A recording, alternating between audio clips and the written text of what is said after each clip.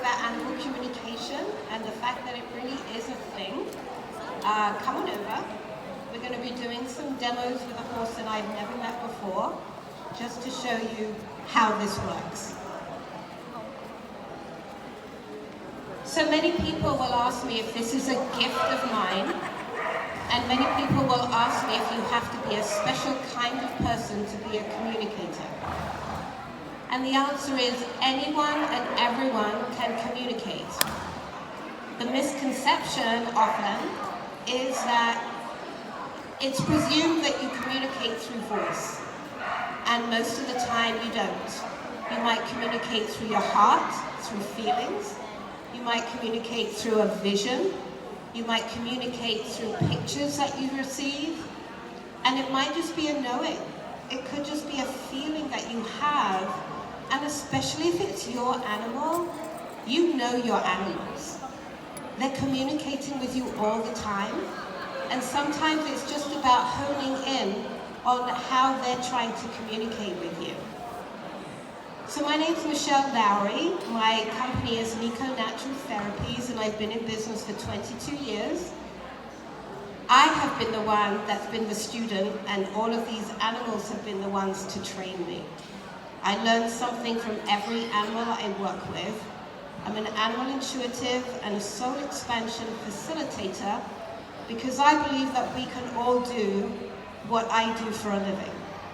And my mission is that I want to bring that awareness to everybody, that they can do this, that it's not difficult, and you don't need training because this is what you were born with. And if you watch babies and you watch young kids, they're all communicating. It might be silent, but they're all doing it. So the gift is that we all have the gift to communicate with our animals and learn more about seeing life through their eyes. So what they have taught me over the years is how to see life from their perspective. And that doesn't mean that we're doing anything right or wrong and they hate us, is what I get very often.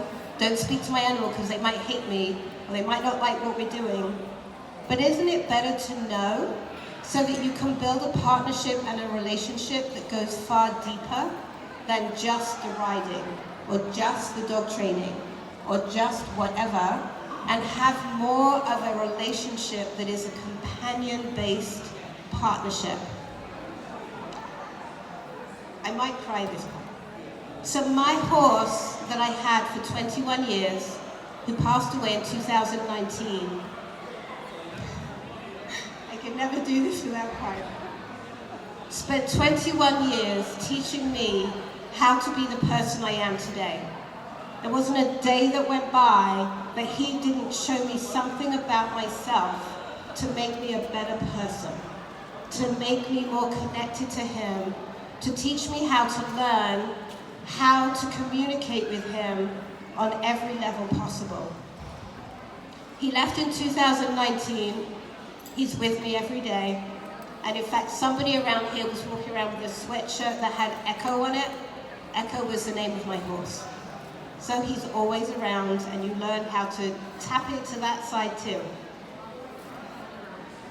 So I wanted to share a story with you about animal communication to help understand what it's about. So a few years ago, I was called in to go and work with somebody and his dog. And I was in the converted attic of the house, and it was the person who I knew, it was her son and his girlfriend and the dog.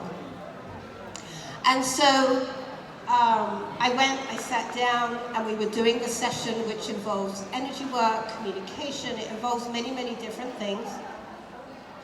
And I often will get visual connections. And throughout this session, I kept seeing a hat. So everyone's seen the movie Crocodile Dundee, the hat that he wore with the corkscrews off of it. I saw that hat during this session 3 times. It meant nothing to the person I was chatting with. It meant nothing to me, obviously, because it doesn't always. But I knew it was important because it had come through 3 times.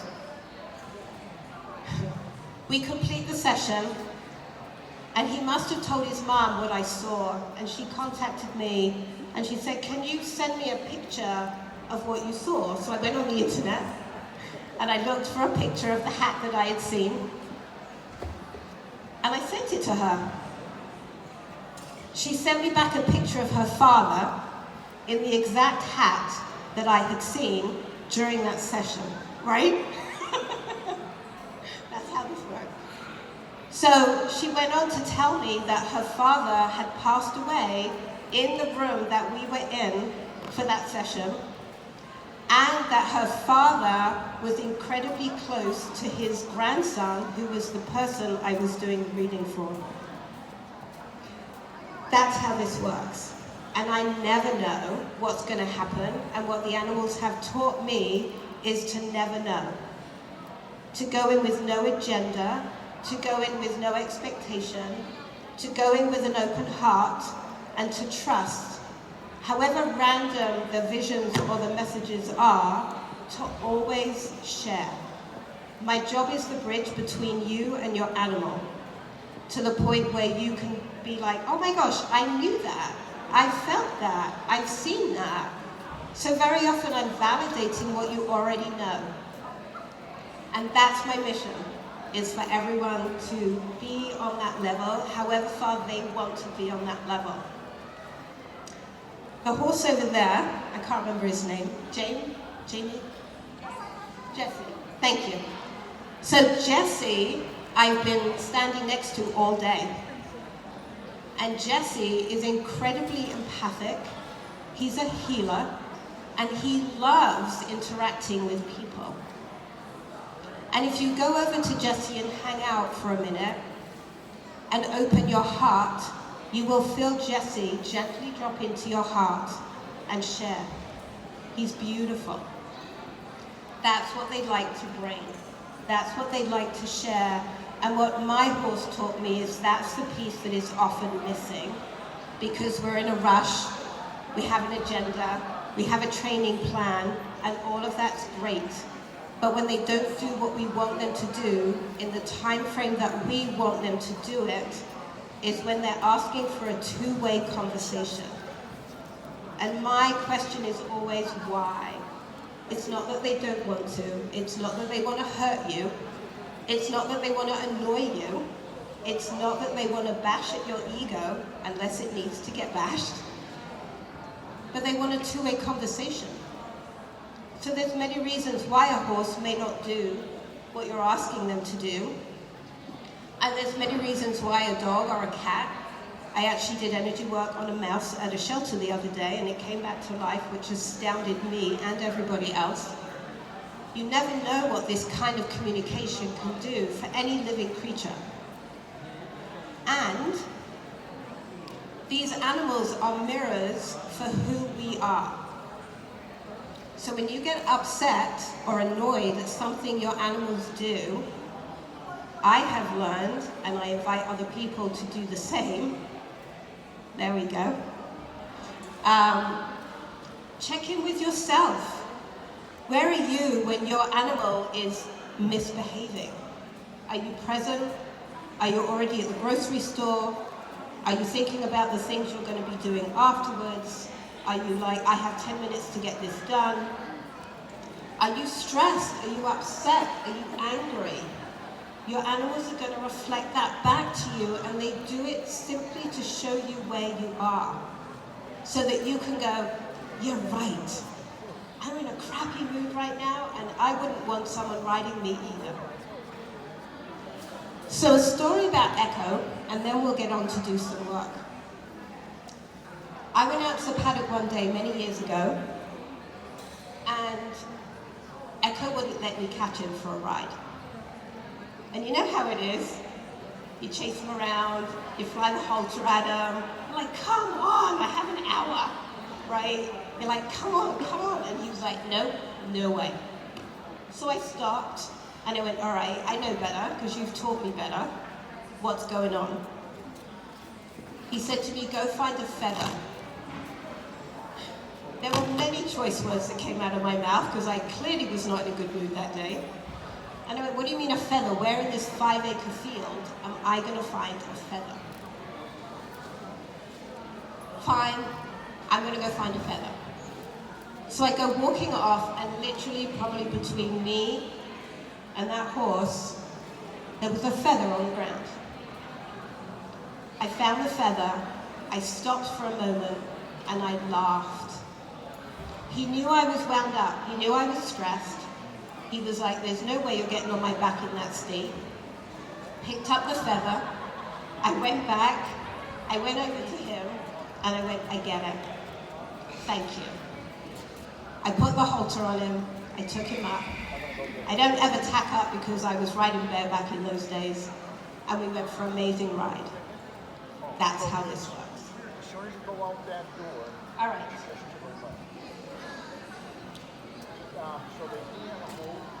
So animals communicate in many, many different ways. Do you want to bring Sonia in? Thank you. This is Sonia. I did check that Sonia wanted to volunteer for this.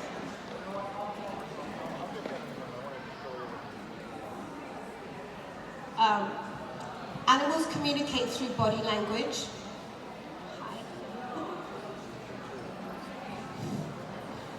They communicate in many, many different ways. It's for us to be present enough to acknowledge and notice what it is that they're trying to tell us.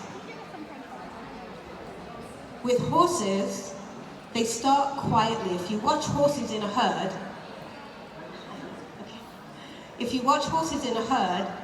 they start very quietly. They might do a flick of an ear or the little swish of a tail saying, give me my space.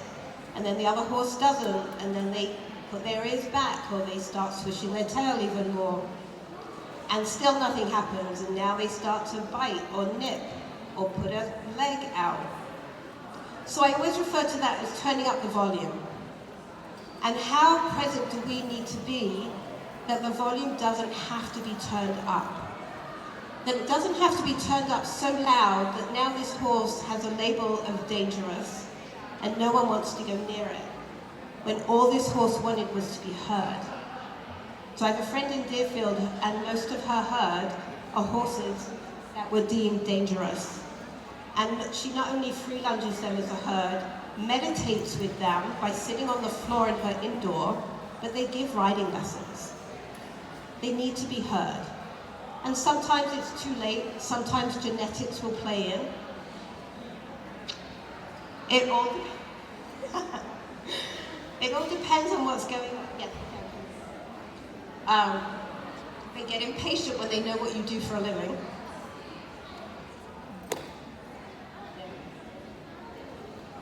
So, listening and being present is really all you have to do, and coming from here and not from here.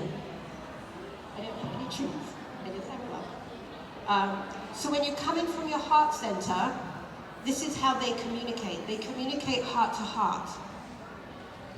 And when we come in from our mind and they come in from their heart, there's a mismatch, right? So we get frustrated. And all they're saying is just drop into your mind. Just drop into your heart and let's see what we need to do. When I first started doing this, I couldn't communicate, but I knew they were trying to communicate with me. This was not a gift that I went, oh yeah, I'm born with this and I can do it and it's super easy.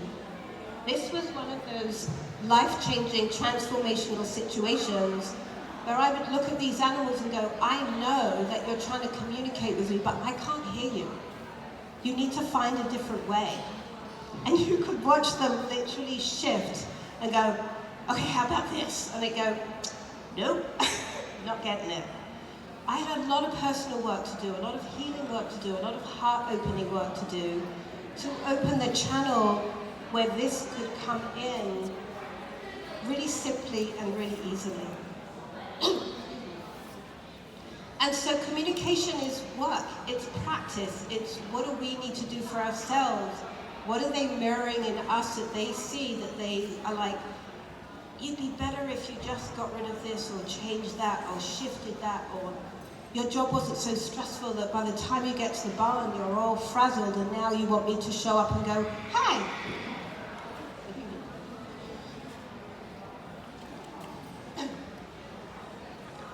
So, how we show up is really, really important. And I always say to people, leave all of that stuff at the car. Don't even bring it into the barn, into the gate, into the paddock. They know, they feel our emotions, and they're going to respond accordingly.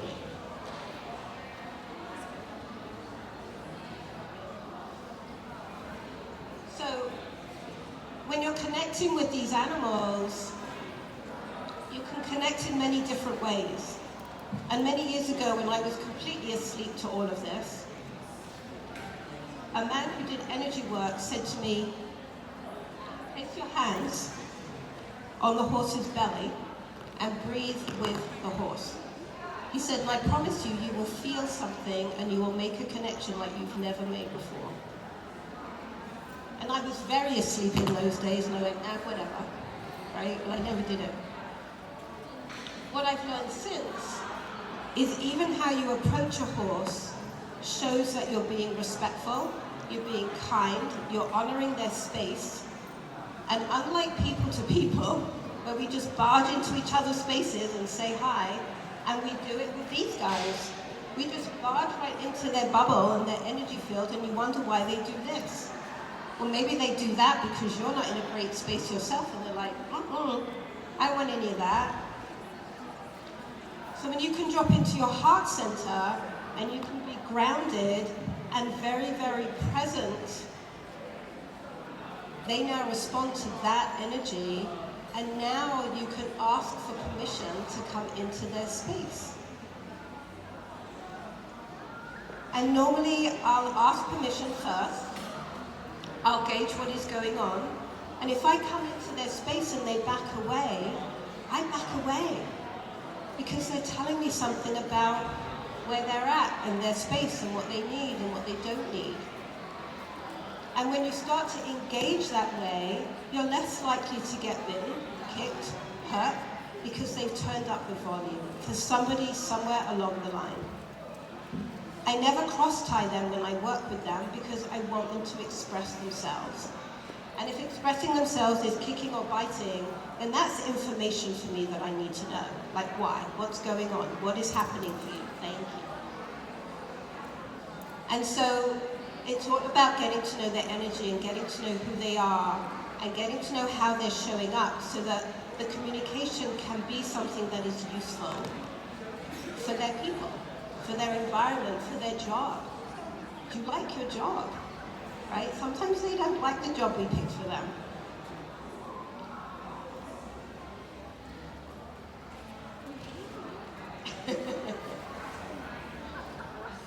So she's never met me before. I'm not expecting her to go, oh, Michelle, thank God you're here.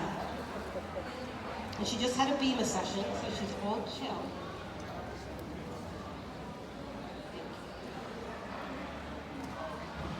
So I also do energy work. So part of my introduction to them is I offer them energy work, and I normally do it somewhere that is not in their space. So normally I come in on their neck, and I just wait, and I share energy, and we're connecting heart to heart. And I'm just asking, what do you need? Why am I here? Because why somebody may have called me in and why they wanted me in can be two completely different reasons, is what I've learned over the years, right? There's no textbook on this stuff. You just have to go do it. So let's set some clearer intentions for her so she knows what we're doing.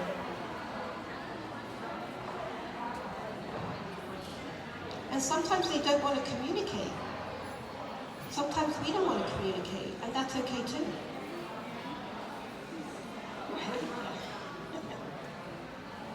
Right? So this is like, I really don't want to chat. I'm chill, I'm good, I have a great job, I have a great life, there's really nothing that I need from you.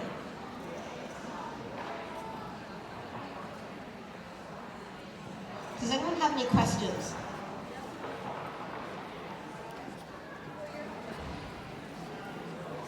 Okay.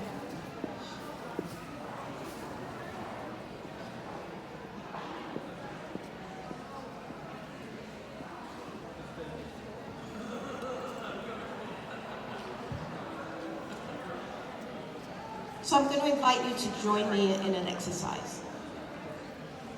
I'm going to invite you. You can go for it. Yeah. A lot of energy. Okay. You can, yeah. So I'm going to invite you to take a minute and take a breath. Just take a minute, take a breath in, and take a breath out. And as you take a breath out, imagine that breath going all the way down into your feet and down into the earth. This is to bring you present and bring you grounded. It's from this place that you can connect much easier. When you feel grounded, drop yourself into your heart center. And if you've never done this before, the easiest way to do it is literally place your left hand over your heart and breathe through your hand into your heart center.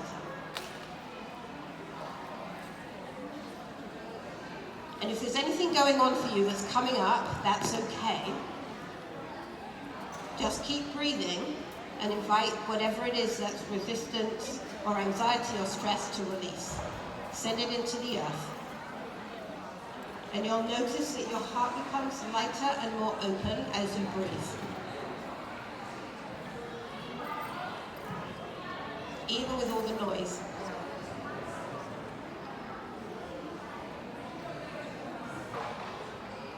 So I now want to invite you to look at Sonia and notice the first thing that comes to you. Could be a feeling, could be a word, could be a vision, could be a knowing, could be nothing. Nothing works too. When you feel her from your heart center, what do you see? What do you sense? This is how you communicate. This is what they've taught me.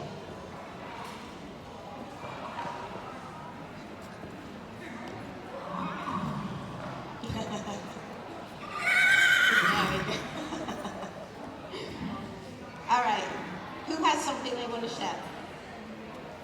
Word, feeling, sense. Happy? There's no right or wrong. Whatever you get, you get.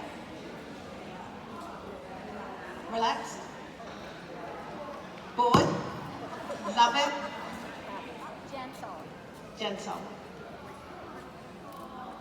So the truth comes from the young. And I love that. Yeah, she's cool. She's like, I understand. Right?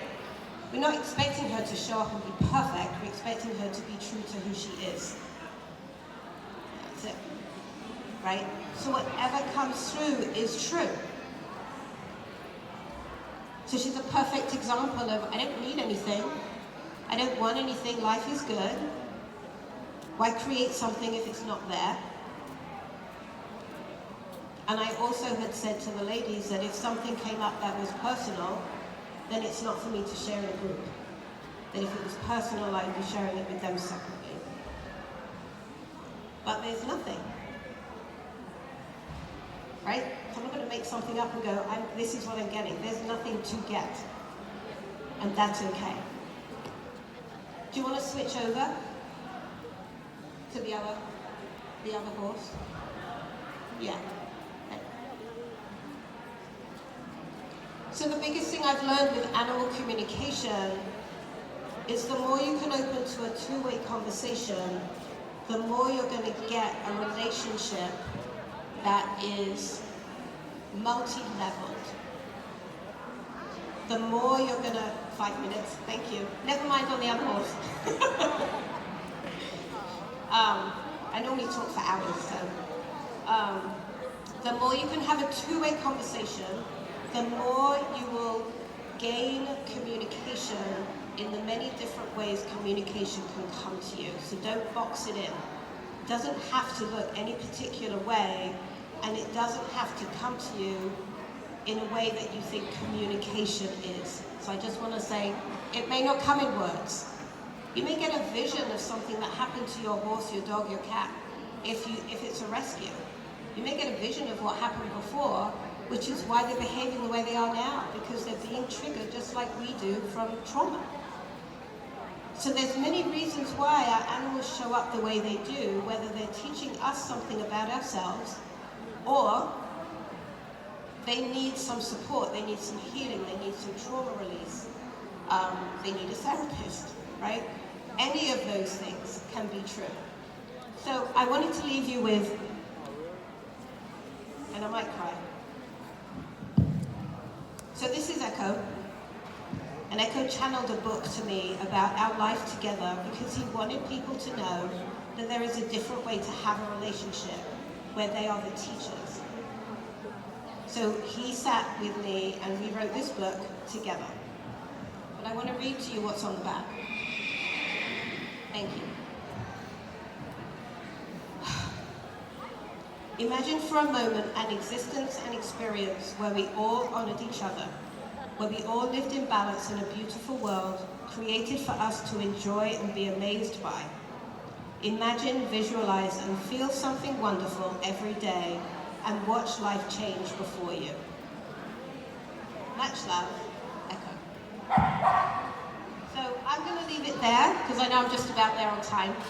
If you have any questions about anything, I'm right over there at number 44. And come ask. I'm open to chat, to ask the questions, whatever you need to support you, if this is new, or even if this isn't new and you're like, oh wow.